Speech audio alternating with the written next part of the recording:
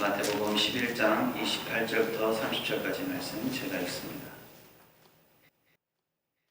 수고하고 무거운 짐 진 자들아 다 내게로 오라. 내가 너희를 쉬게 하리라. 나는 마음이 온유하고 겸손하니 나의 멍에를 메고 내게 배우라. 그리하면 너희 마음이 쉼을 얻으리니 이는 내 멍에는 쉽고 내 짐은 가벼움이라 하시니라. 아멘. 한 주간 잘 지내셨습니까? 네. 우리 옆에 분들하고 한번 인사하시죠. 잘 지내셨습니까? 만나서 반갑습니다. 끝나지 않을 것 같던 장마가 끝났고요. 또 이제 태풍이 지나갔습니다. 여름이 끝날 것 같은데 본격적인 무더위는 이제 시작인 것 같습니다. 입추도 지났고요. 말복도 지났는데 무더위는 이제 시작된 것 같죠. 그래서 몸도 많이 지쳐가고 또 입맛도 잃기 쉬운 때, 그리고 사람들과의 관계 속에서도 짜증이 나기 쉬운 때가 사실은 되었습니다. 이 여름에 우리가 가장 원하는 것이 무엇이 있을까요? 다른 것들도 있겠지만 아마도 쉼이 아닐까 생각합니다. 휴가나 피서 혹은 휴식이 되겠죠. 이미 휴가를 사용하신 분들도 있고 아직 휴가를 사용하지 않으신 분들도 있을 것입니다. 또 코로나19가 계속 장기화되다 보니까 휴가를 가는 것이 애매모호해서 이번 휴가는 그냥 가지 않겠다, 포기하겠다라고 하시는 분도 있을 것 같습니다. 이미 휴가를 쓰신 분들은 이제 무슨 재미로 사나, 내가 휴가할 때는 비도 오고 날씨도 좋지 않더니 휴가 갔다 오니까 날씨는 좋고 마음이 심란하고 해서 안타까워하거나 후회하시는 분도 있을 수 있을 것 같고요. 아직 휴가를 다녀오지 않으신 분은 이제 내가 휴가를 하려니까 이렇게 좋은 날들이 있구나 하면서 휴가 갈 날만을 손꼽아 기다리는 분도 있을 것 같습니다. 세상적인 기준에서 볼 때 쉼이나 안식의 의미는 과연 무엇이겠습니까? 세상적인 기준에서는 이 쉼이나 안식 의미는 육체적인 휴식과 마음의 안정입니다. 그래서 내가 스스로 휴가를 잘 보냈다라고 생각하면 그동안 열심히 일하고 쉬지 않았던, 또 매여있던 직장이나 일에서 잠시 떠나 육신이 쉬고 마음의 안정을 얻었기 때문에 나에게 위로가 되고 힘이 되는 재충전의 시간이 되었다라는 의미가 있을 것이고요. 휴가를 다녀왔음에도 불구하고 편하지 않다라고 하는 것은 육신적인 물론 피로감도 풀리지 않은 것도 있을 수 있겠지만 어떤 관계나 또 다른 문제가 심적인 부담감으로 작용해서 어려움 가운데 있다라고 의미하는 것이기도 합니다. 휴가를 가기 전과 휴가를 다녀온 후의 모습은 어떻습니까? 집을 떠나 어딘가로 여행을 가거나 또 산이나 바다, 계곡을 찾아가기 전에 휴가를 떠나기 전의 모습은 어떻습니까? 기대감이 있고요. 들떠 있습니다. 이제 휴가를 갈 수 있겠구나라는 그러한 마음이 크다라는 거죠. 그래서 이런 것들, 이런저런 것들, 짐도 준비를 해야 되고, 계획도 세우고, 짜고 해야 되는데, 그것들을 하는 것이 그렇게 힘들지 않습니다. 또 하나씩 차근차근 준비하면서 여유로움도 충분히 가질 수 있습니다. 그리고 휴가를 통해서 내가 행복해지겠구나라는 큰 기대감도 가지게 됩니다. 그래서 어떻게 보면 휴가 가기 전이 오히려 더 기쁘고 행복한 시간들이 되게 됩니다. 하지만 휴가를 다녀온 후에 모습은 어떻습니까?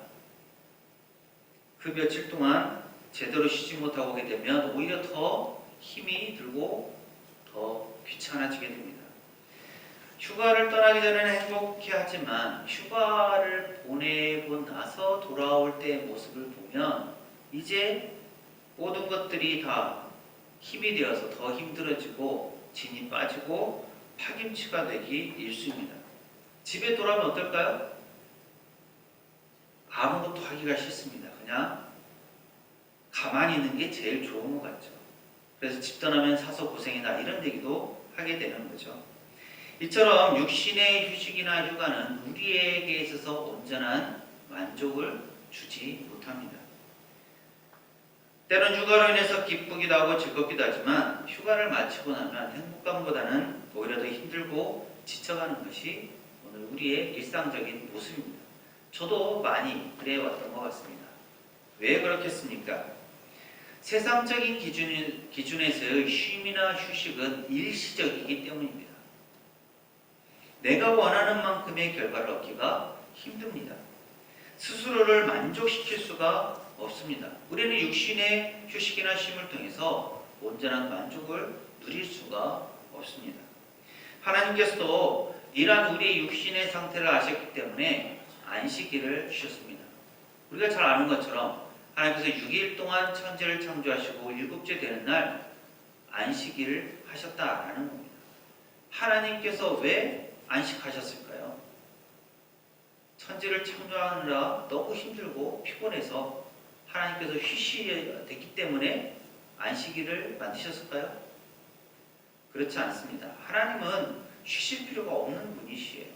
하지만 그럼에도 불구하고 안식일을 주신 것은 인간들에게 쉼이 필요하다라는 것을 가르쳐 주시기 위함이셨습니다.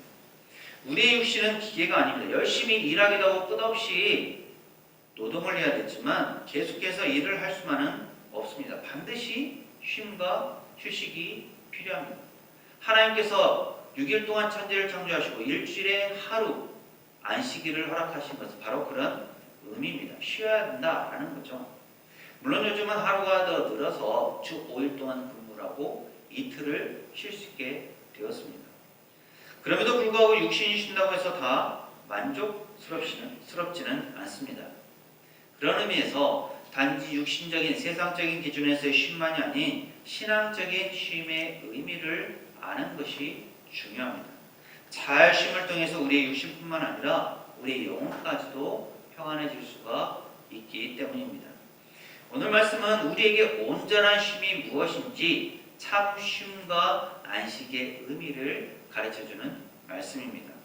먼저 예수님께서 우리를 초청하시는 것을 볼 수 있습니다. 예수님의 초청이 무엇입니까? 본문 28절 말씀인데요. 28절 말씀 한 목소리로 함께 읽습니다.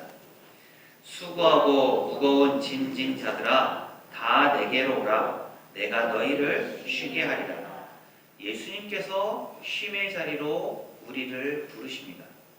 주체는 예수님이시죠. 우리가 주인공이 아닙니다. 우리는 부름을 받은 존재들일 뿐입니다. 따라서 우리는 예수님의 그 부르심에 반응을 하면 됩니다. 어떻게 반응을 해야 될까요?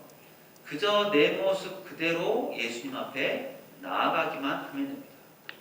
내가 짐을 지고 있다면 그 짐을 진 채 그대로 예수님 앞에 나아가면 됩니다. 내가 힘들고 지쳐 낙심하고 있으면 내가 힘들고 지쳐 낙심한 그대로 예수님께 나아가면 됩니다. 본문 앞 20절부터의 내용을 보면 예수님께서 책망하신 내용들이 나오는데요. 예수님을 받아들이지 않고 회개하지 않는 고울들을 향해서 책망하십니다. 그 고울들은 고라신, 벳세다, 가버나움입니다. 이 고울들이 성경에 많이 언급되지는 않았는데요. 여기서는 예수께서 활동하셨던 본거지에 가까운 곳들입니다. 아마도 이곳들에서 예수님은 많은 이적들을 행하신 것 같습니다. 그 이적들을 소돔과 고모라 했다면 소돔과 고모라가 멸망받지 않았을 것이다 라고 예수님은 말씀하십니다. 그 정도로 그 고을들에서 예수께서 활동하시고 이적을 보이시고 하나님의 나라를 가르쳐 주셨는데 그 고을들이 예수님을 받아들이지도 않았고 영접하지도 않았고 하나님께로 돌아가지도 않았습니다. 그래서 예수님은 자신을 영접하지 않는 그 고을들 향해서 책망하시는 거죠. 그리고 아들이신 예수 그리스도를 통해서 아버지이신 하나님께 나아갈 수 있다라고 말씀하십니다. 그러면서 사람들을 이렇게 부르시는 거죠. 수고하고 무거운 짐진 자들아 다 내게로 오라. 예수님의 부르심에 응답해서 예수님께로 나아가는 것이 온전한 쉼을 얻는 것이고 구원의 길임을 가르쳐주는 그러한 말씀입니다. 구약에서도 하나님께서 이스라엘 백성들을 향해서 부르시는 모습들을 볼 수가 있습니다. 오라 우리가 서로 변론하자. 너희의 죄가 주홍 같을지라도 눈과 같이 이어질 것이요 진홍같이 붉을지라도 양털같이 희게 되리라. 너희 목마른 자들아 물로 나아오라. 너희는 귀를 기울이고 내게로 나와 들으라. 그리하면 너희 영혼이 살리라. 오라 우리가 여호와께로 돌아가자. 여호와께서 우리를 찢으셨으나 도로 낫게 하실 것이요 우리를 치셨으나 싸매어 주실 것입니다. 오늘 우리를 부르시는 그 예수님의 부르심은 어떤 부르심입니까? 바로 쉼을 향한 부르심이고 구원을 위한 부르심입니다. 무거운 삶의 짐을 지고 있는 이들을 향해서 예수님께서 부르십니다. 고통 가운데 신음하고 있는 이들을 향해서 예수님께서 부르십니다. 우리의 사정과 형편을 잘 아시는 예수님께서 우리를 부르십니다. 이 초청의 음성이 우리에게 들리십니까? 이 초청 앞에, 이 부르심 앞에 우리는 어떻게 반응을 해야 하겠습니까? 예수님께로 나아가면 됩니다. 예수님의 품에 안기면 됩니다. 예수님께 모든 것들을 우리의 삶을 맡기면 됩니다. 우리를 부르신 예수님께서 우리에게 쉼을 주시겠다고 약속하십니다. 구원으로 인한 온전한 쉼을 주시겠다고 말씀하십니다. 그 쉼은 단순한 육신적인 쉼만이 아닙니다. 정신적인 고통에서의 해방도 아닙니다. 이 세상 그 누구도 줄 수 없는 진정한 의미에서의 쉼이 우리에게 주어집니다. 육신뿐만 아니라 우리의 마음, 우리의 영혼까지도 평안함을 얻을 수 있습니다. 온전한 쉼과 평안이 우리에게 주어지는 것입니다. 예수님께서 주시는 구원을 위한 이러한 온전한 쉼과 평안이 오늘 우리에게도 주어지기를 바랍니다. 그럼 예수님께 나아간 우리가 어떻게 쉼을 얻을 수가 있을까요? 쉼의 방법은 무엇입니까? 본문 29절 말씀인데요. 함께 읽습니다. 29절 말씀입니다. 나는 마음이 온유하고 겸손하니 나의 멍에를 메고 내게 배우라. 그리하면 너희 마음이 쉼을 얻으리니. 예수님께서 초청하셔서 예수님께로 나아간 우리가 마냥 쉬는 것은 아닙니다. 예수님의 멍에를 메고 예수님께 배워야 합니다. 그러면 쉼을 얻게 된다라고 예수님은 말씀하십니다. 세상의 쉼은 짐을 가지고 있던 것을 내려놓으면 그만입니다. 그로 인해서 쉴 수가 있습니다. 짐을 내려놓는 것 자체가 쉼입니다. 하지만 예수님께서는 짐을 내려놓는 것으로 그치라고 말씀하지 않으십니다. 예수님의 멍에를 메고 예수님께 배우라고 말씀하십니다. 예수님의 멍에는 무엇이고 우리가 예수님께 배워야 할 것은 과연 무엇이겠습니까? 예수님은 자신에 대해서 이렇게 말씀하십니다. 나는 마음이 온유하고 겸손하다. 예수님은 마음이 온유하고 겸손하신 분이십니다. 예수님의 마음을 얻으면 우리도 예수님처럼 쉼을 얻을 수가 있습니다. 예수님의 마음을 알고 배우는 것이 예수님의 멍에를 메고 예수님께 배우는 것입니다. 예수님께서 이 세상 사람들 향해서 보이신 모습들, 하나님의 마음을 가지고 예수님께서 세상 사람을 섬기셨던 그러한 모습들, 그것들을 가지고 그 예수님의 성품과 마음을 가지는 것이 우리가 배워야 할 예수님의 모습입니다. 빌립보서 2장 5절부터 8절은 이렇게 말씀합니다. 너희 안에 이 마음을 품으라. 곧 그리스도 예수의 마음이니 그는 근본 하나님의 본체시나 하나님과 동등됨을 취할 것으로 여기지 아니하시고 오히려 자기를 비워 종의 형체를 가지사 사람들과 같이 되셨고 사람의 모양으로 나타나사 자기를 낮추시고 죽기까지 복종하셨으니 곧 십자가에 죽으십니다. 예수님께서는 하나님과 동일한 위치, 동등한 분이셨지만 자기를 낮추시고 겸손하게 이 땅에 오셨습니다. 심지어 죽으시면서까지 하나님의 뜻에 복종하심으로 겸손한 모습을 보여주셨습니다. 내가 주와 또는 선생이 되어 너희 발을 씻었으니 너희도 서로 발을 씻어주는 것이 옳으니라. 내가 너희에게 행한 것 같이 너희도 행하게 하려 하여 본을 보였노라. 예수님께서 사신 이 세상의 삶은 바로 온유하고 겸손한 삶의 모습이셨습니다. 세상 사람들을 향해서도 그러셨거니와 제자들을 향해서도 예수님은 똑같이 온유하게 겸손한 모습으로 섬기셨습니다. 그것은 제자들도 예수님의 그러한 섬김의 모습, 겸손한 모습을 잘 보고 배우기 위해서 본을 보이신 것이었습니다. 우리는 예수님을 어떻게 배웠습니까? 여러분은 예수님께 대해 어떻게 알고 계십니까? 또 어떻게 살고 계십니까? 예수님의 멍에를 메고 예수님께 배우기 위해서 우리는 먼저 예수님의 마음을 배워야 합니다. 예수님의 온유하고 겸손한 마음을 배울 때 그 마음을 우리가 가질 때 우리가 온전히 쉼을 쉴 수 있습니다. 또한 우리가 예수님을 따라 예수님처럼 온유하고 겸손한 그러한 삶을 살 때 그 발자취를 따를 때 우리는 진정한 쉼을 얻을 수 있습니다. 예수님이 본을 보이심으로 쉼의 근원이 되신 것처럼 예수님의 멍에를 메고 배움을 통해 온전한 쉼을 얻는 우리 모두가 되시기를 바랍니다.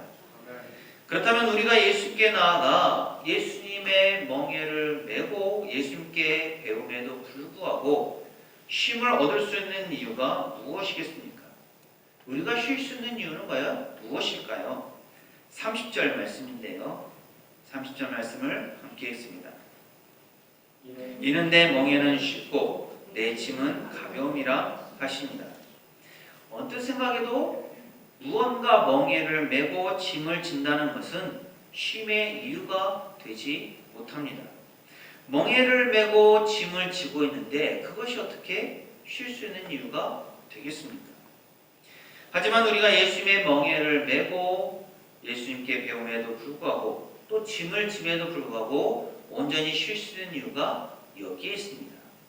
예수님의 멍에가 쉽고 그 짐이 가볍기 때문입니다. 왜 그렇습니까? 왜 예수님의 짐이 멍에가 쉽고 예수님의 짐이 가벼울까요? 예수님의 마음으로 예수님을 따르기 위해서 매는 그 예수님의 멍에와 짐은 무엇이겠습니까? 요한일서 5장 13절은 이렇게 말씀합니다. 하나님을 사랑하는 것은 이것이니 우리가 그의 계명들을 지키는 것이라. 그의 계명들은 무거운 것이 아니로다. 하나님의 계명이 우리에게 무겁습니까? 가볍습니까? 하나님의 계명이 여러분의 삶의 무게보다 힘이 더 듭니까? 힘이 덜 듭니까? 하나님은 분명하게 말씀하십니다. 나의 계명들이 무거운 것이 아니다 라고 말씀하시죠.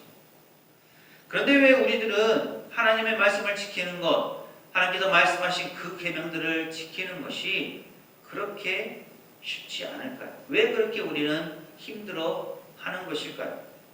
왜 예수님의 마음을 가지고 예수님의 발자취를 따르는 것을 그렇게 힘들어 하는 것일까요? 몇 가지 이유가 있겠지만 가장 근본적인 이유는 하나님을 온전히 경험하지 못했기 때문입니다. 하나님의 은혜와 사랑을 충만히 경험하지 못하면 하나님의 계명을 지키는 것이 힘들고 어려울 수밖에 없습니다. 그렇다면 하나님께서 주시는 하나님으로부터 주어지는 그 은혜, 그 구원의 기쁨, 감격이 우리에게 있는지 우리는 매일의 삶 속에서 스스로 또 하나님께 질문을 해봐야 합니다. 나는 과연 삶 속에서 그 하나님의 구원의 은혜의 감격을 누리고 살고 있는가? 사실 하나님께서는 먼저 우리에게 은혜를 베풀어 주셨습니다. 죽어 마땅한 죄인을 위해서 예수님을 보내셔서 구원의 길을 열어주셨습니다. 죽음의 멸망길에 서 있는 우리에게 생명의 길을 열어주셨습니다. 시편 63편 3절은 주의 인자심이 생명보다 나음으로 내 입술이 주를 찬양할 것이라 라고 말씀합니다. 우리의 생명이 귀중할까요? 하나님의 인자하심이 더 귀중할까요? 시편 기자는 하나님의 그 놀라운 은혜와 사랑을 경험하였기 때문에 자신의 생명보다 하나님의 인자하심, 하나님의 사랑, 하나님의 인애, 하나님의 자비가 더 크기 때문에 그 하나님께 자신의 신앙을 고백하고 찬양한다라고 말씀하고 있습니다. 하나님의 은혜를 충만히 경험한 사람에게 하나님의 계명은 무거운 것도 어렵고 힘든 것도 아닙니다. 하지만 하나님의 그 큰 사랑을 경험하지 못한 이에게 하나님의 계명은 당연히 짐이 되고 무겁고 지키지 못하는 것들이 될 뿐입니다. 하나님의 계명은 무엇입니까? 마태복음 22장 37절부터 40절은 예수께서 이르시되 내 마음을 다하고 목숨을 다하고 뜻을 다하여 주 너의 하나님을 사랑하라 하셨으니 이것이 크고 첫째되는 계명이요 둘째도 그와 같으니 내 이웃을 내 자신과 같이 사랑하라 하셨으니 이 두 계명이 온 율법과 선지자의 강령이니라 라고 말씀합니다. 하나님을 온전히 사랑하는 것, 그것이 가장 큰 계명이고 또 내 이웃을 내 자신처럼 사랑하는 것, 그것이 바로 하나님께서 원하시는 계명이다 라고 말씀하십니다. 우리가 하나님의 사랑을 온전히 받았을진데 하나님을 사랑하는 것, 또 이웃을 사랑하는 것이 우리에게 침이 되겠습니까? 그렇지 않습니다. 우리는 하나님의 사랑을 충만히 받았기 때문에 하나님을 온전히 사랑할 수 있고 또 그 사랑을 가지고 또 그 이웃을, 우리의 이웃을 사랑하면서 섬길 수가 있습니다. 그리고 하나님의 계명이 무겁고 힘들게 생각되는 또 다른 이유를 하나 찾는다면 그것은 하나님보다 다른 것들을 바라보기 때문입니다. 세상 환경이나 나의 열악한 상황만을 바라볼 때 우리에게 주어진 하나님의 계명은 너무도 무겁게 다가옵니다. 시간에 쫓겨서, 일에 쫓겨서, 상황에 쫓겨서 하나님을 제대로 바라볼 수 없게 됩니다. 주위 환경과 상황이 하나님의 계명을 지키는 것을 너무도 힘들고 어렵게 만듭니다. 예수님의 제자인 베드로가 어땠습니까? 처음에 예수님의 말씀을 듣고 믿음을 가지고 걸어갔을 때 그는 물 위를 걸을 수가 있었습니다. 하지만 세상 풍랑, 바람과 파도를 바라볼 때 그의 믿음은 흔들리게 되었고 물에 빠질 수밖에 없었습니다. 세상 환경이나 상황, 걱정, 근심들은 우리를 짓누르고 우리가 하나님의 계명마저도 지키지 못하게 무거운 짐으로 만들어 버립니다. 그럴 때 우리는 어떻게 해야 되겠습니까? 오직 하나님을 바라보아야 합니다. 세상의 인정을 받는 것도 중요하겠지만 하나님의 인정, 주님의 인정을 받아야 합니다. 우리의 믿음으로, 우리의 삶으로 인정을 받을 수 있어야 합니다. 이사야 40장 31절은 이렇게 말씀합니다. 오직 여호와를 앙망하는 자는 새 힘을 얻으리니 독수리가 날개침이 올라감 같을 것이요 다른 박질하여도 혼비하지 아니하겠고 걸어가도 피곤하지 아니하리로다. 하나님을 바라보면서 하나님의 은혜를 의지할 때 하나님의 계명은 우리에게 무거운 짐이 아닙니다. 하나님은 우리에게 짐을 지우시기 위해서 계명을 주신 것이 아닙니다. 하나님의 백성으로서, 하나님의 자녀로서 하나님의 백성답게 살도록 하기 위해서, 하나님의 복을 받아 누리도록 하기 위해서 우리에게 계명을 주셨습니다. 그러므로 우리는 우리가 받은 바 그 은혜와 사랑에 감사하면서 주님께서 주신 계명들을 잘 지켜서 하나님의 뜻을 이루어 가야 합니다. 이러한 삶이 예수님의 품 안에서 누리는 온전한 쉼이요 안식입니다. 무더운 여름처럼 많은 사람들이 산으로, 들로, 바다로 떠납니다. 하지만 그 안에서 진정한 쉼, 휴식, 안식을 얻을 수는 없습니다. 온전한 쉼, 참된 안식은 오직 예수님 안에서만 얻을 수 있습니다. 구원의 은혜를 어디서 얻을 수 있습니까? 사람을 의지하거나 다른 방법을 찾아 나서는 것이 은혜를 구한다고 해서 구원의 은혜를 받을 수 있습니까? 결코 아닙니다. 오직 예수 그리스도 안에서만 우리는 구원의 은혜를 얻을 수 있습니다. 예수님께서는 오늘 피곤해 지쳐 힘들고 무거운 짐을 지고 있는 우리를 초청하십니다. 다 내게로 오라고 말씀하십니다. 자신의 형편, 나이, 다른 어떤 조건들, 상황들을 따지지 않고 오직 예수님께 모두가 다 나오라고 말씀하십니다. 우리는 단지 그분께 나아가기만 하면 됩니다. 그분께 나아가면 우리는 온전한 쉼, 참된 안식을 얻을 수 있습니다. 하나님의 사랑을 충만히 받은 우리이기에 그 사랑을 가지고 하나님을 사랑하고 또 이웃을 사랑하면서 섬길 수 있습니다.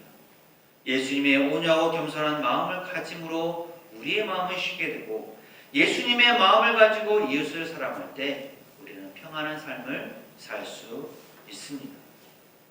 세상 사람들은 육신의 쉼을 얻기 위해서 멀리 떠나기도 하지만 우리는 하나님과의 친밀한 관계를 맺기 위해서 모이기에 힘써야 합니다. 바로 이 자리가 그런 은혜의 자리입니다. 물론 코로나19가 계속 진행되고 있기 때문에 우리가 이렇게 모이는 것이 쉽지는 않습니다. 그래서 정부나 지자체의 방역 지침이나 방침들을 잘 따라서 그 기준을 가지고 지켜가면서 우리가 모이기에 힘써야 합니다.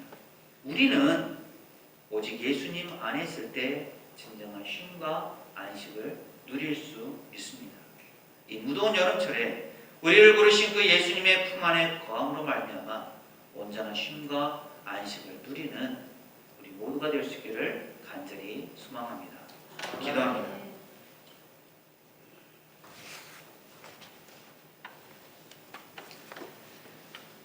살아계신 하나님, 오늘도 귀하고 복된 날을 저에게 주심을 감사드립니다. 많은 사람들이 육신의 쉼과 휴식을 위해 떠나는 이 시기에 이렇게 주님 앞에 나와 예배하게 하심도 감사드립니다. 저희를 사랑하신 그 은혜가 너무도 크기에 저희는 주님께 감사할 수밖에 없습니다. 주님의 그 큰 사랑이 있기에 저희가 주님을 사랑하고 이웃을 사랑할 수밖에 없습니다. 예수님의 온유하고 겸손한 마음을 갖게 하소서. 예수님의 마음으로 이웃을 사랑하게 하옵소서. 매일의 삶 속에서 주님과 더 친밀하고 가까운 관계를 맺기를 소망합니다. 우리가 있는 곳이 어느 곳이든 주님과 동행하는 삶을 살기를 원합니다. 예수님 안에서 예수님으로 인해 참된 쉼과 안식을 누리는 저희 모두가 되게 하여 주옵소서. 예수님 이름으로 감사하며 기도합니다. 아멘. 지금은 우리 주님 예수 그리스도의 은혜와 아버지 하나님의 무한하신 사랑하심과 성령님의 충만히 동하심이 예수님의 부르심에 응답하여 예수님의 품 안에 거함으로 온전한 쉼과 안식을 누리기를 소망하는 세상교회 모든 성도들과 이 한 주간의 삶 위에 또 간절히 기도하는 기도 제목들 위해 이제부터 영원토록 함께 하시기를 간절히 축원하옵나이다. 아멘.